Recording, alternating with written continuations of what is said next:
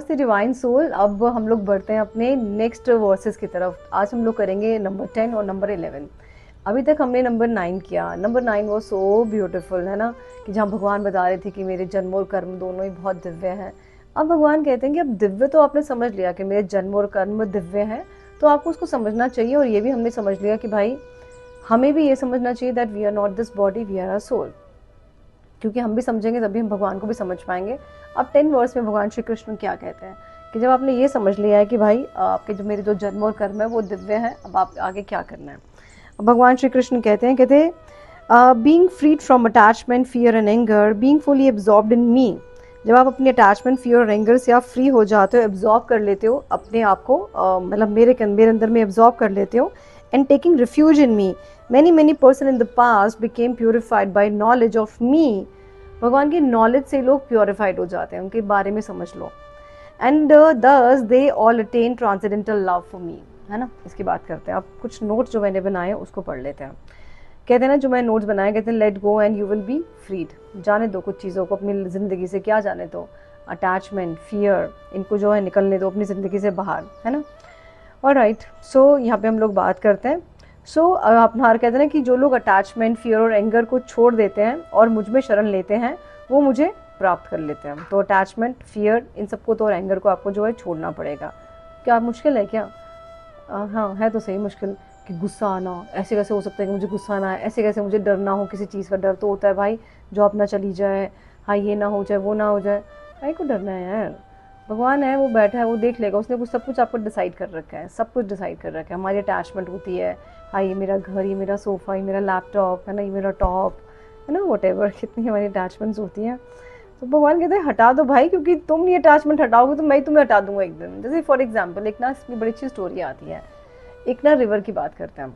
जैसे एक छोटी सी रिवर थी, तो उस रिवर को ना डर था कि यार मैं अगर उसमें चली जाऊंगी ना, नदी उसमें ओशन में मिल जाऊंगी तो मेरा तो अपना वजूद ख़त्म हो जाएगा, है ना, मैं खो जाऊंगी। उसको अटैचमेंट था कि मुझे यहीं रहना है ना। उसको गुस्सा था, उसको गुस्सा आता था कि भाई मुझे तुम क्यों रोक रहे हो, क्यों रोक रहे हो, क्यों रोक रहे हो। फिर एक दिन क्या हुआ कि वो समुद्र के पास पहुंच गई भैया, सबने उसको धक्का वक्का दिया, पहुंच गए वो। तो समुद्र ने कहा कि अगर तुम मुझ में मिल जाओगी ना तो तुम ख़त्म नहीं होगी, तुम इनफाइनाइट हो जाओगी, क्योंकि समुद्र तो इनफाइनाइट है। ऐसे जब हम भगवान को समझ जाते हैं ना, तो हम भी इनफाइनाइट बन जाते हैं, राइट। तो नदी डर रही थी कि मैं अपनी आइडेंटिटी लूज़ कर दूंगी, है ना। लेकिन जब उसने सरेंडर किया तो वो नदी नहीं रह गई, वो क्या बन गई, समुद्र बन गई। ऐसे कभी हम लोग जब देखते हैं ना कि यार ये इंसान तो बहुत समझदार है, या ये इंसान हमें बहुत अलग दिखाई पड़ता है, तो वो क्यों अलग दिखाई पड़ता है? क्योंकि वो कहीं ना कहीं अपने अंदर में इतना काम कर चुका होता है, बहुत अपने अंदर में काम कर चुका होता है, अपने मेडिटेशन पे, अपने अपने अटैचमेंट्स के ऊपर, अपने फियर के ऊपर, है ना। सो नदी कौन है? नदी है हम, है ना। और फियर, एंगर, अटैचमेंट कौन है? हमारे ब्लॉकेजेस हैं। ओशन क्या है? डिवाइन, भगवान है ओशन, है ना। सो कृष्ण का मैसेज क्या आता है? जब तुम छोड़ देते हो तब तुम छोटे नहीं होते हैं, तुम इनफाइनाइट बन जाते हो, है ना। तो जब तुम छोड़ देते हो तो तुम छोटे नहीं होते हो, तो तुम इनफाइनाइट बन जाते हो। कितना इंपॉर्टेंट मैसेज है ये 10th वर्स का। तो बढ़ते हैं हम लोग अपने नेक्स्ट वर्स की तरफ, यानी कि वर्स नंबर 11। तो कहते हैं ये यथा माम प्रपद्यन्ते ताम तथा भजामि अहम मम वर्तमानु वर्तन्ते मनुष्य पार्थ सर्वशा as all surrender to me I reward them accordingly. आप जिस तरह से अपने आप को मेरे को सरेंडर करते हो, मैं उसी तरह से आपको रिवॉर्ड देता हूँ। आप 1 कदम चलोगे तो मैं भी तुम्हारी तरफ 1 कदम चलूँगा, आप 10 कदम चलोगे तो मैं भी 10 चल दूँगा। अगर आप सोचो कि मैं 1 कदम चलूँ और भगवान श्री कृष्ण मेरी तरफ 100 कदम चल जाएं, तो वो पॉसिबल नहीं है। तो भाई ऐसे ही होगा, अगर आपने अपना अटैचमेंट, एंगर और फियर छोड़ दिया है तो फिर भगवान भी तैयार है ना, कि जैसे जब नदी मिल गई अगर समुद्र में, तो समुद्र ने उसको अपने अंदर में संभाल लिया। तो आपको छोड़ना पड़ेगा, क्योंकि नदी ने अपनी अटैचमेंट छोड़ी, अपनी जगह छोड़ी वहाँ से, है ना। तो वैसे 11th वर्स में क्या कहते हैं भगवान श्री कृष्ण? कहते हैं जो मुझे जिस तरह से भजता है मैं उसको उसी तरह से रिस्पॉन्ड करता हूँ। तो वैसे फॉर एग्जाम्पल एक मंदिर था जहाँ पे सिर्फ ना हर जगह पे मिरर लगे हुए थे। आप गुस्से में गया एक इंसान, वो कहता कि यार मैं तो वहाँ पे 100 गुस्से वाले आदमी देख लिए, सबको गुस्सा ही आ रहा था। एक इंसान गया ना, बहुत स्माइल करके गया तो अंदर, तो उसको देखा कि यार 100 लोग स्माइल कर रहे हैं मेरी टूवर्ड्स, राइट। सो आपकी रिफ्लेक्शन है हर एक चीज़, आप किस तरह से करते हो, है ना। तो उसी तरह से कहते हैं मंदिर ने कुछ नहीं दिया, मंदिर ने सिर्फ आपको क्या दिया, आपकी रिफ्लेक्शन दी है 100 टाइम्स करके, it is just that only, है ना। तो कहते हैं ना कि और डिवाइन भी ऐसा ही है, अगर आप फियर से जाओगे तो फियर ही मिलेगा, और डर डर के जाओगे तो डर ही मिलेगा, है ना। आप ट्रस्ट के साथ जाओगे तो आपको सपोर्ट मिलेगा, आप लव के साथ जाओगे तो आपको डेफिनेटली ग्रेस मिलेगी और ब्लेसिंग्स मिलेगी। सो भगवान कुछ चेंज नहीं करता, आपका जो कनेक्शन है भगवान के साथ में वो आप बस चेंज कर लो, वो बहुत इंपॉर्टेंट है, अगर आप उसको चेंज कर लो तो दैट्स वेरी वेरी इंपॉर्टेंट। ठीक है, अब यहाँ पे अगर हम लोग बात करते हैं कि महाभारत में अगर हम लोग बात करें तो अर्जुन ने कैसा अप्रोच किया भगवान को, सरेंडर के साथ में, ट्रस्ट के साथ में, है ना। That's why he receive divine guidance, है ना, उनको मिले guidance.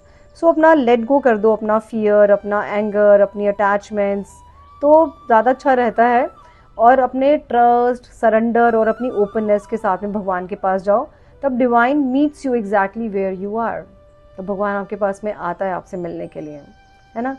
So all my divine soul, so आज से आपने अपने आप से ये पूछना है कि मैं डिवाइन के पास किस एनर्जी के साथ जा रहा हूँ, डर के साथ जा रहा हूँ, अटैचमेंट के साथ जा रहा हूँ, या फियर के साथ जा रहा हूँ, क्योंकि आप जो लेकर जाते हो ना वही आपको वापस मिलता है ना।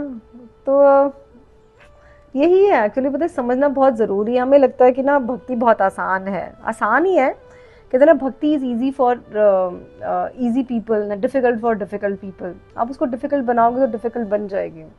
खुद तो कुछ छोड़ना पड़ेगा, पहले खुद तो छोड़ो। हम छोड़ते नहीं, हमें लगता है ये भी पकड़ ले, ये भी पकड़ ले, भगवान भी देते हैं, ऐसा नहीं होता है ना।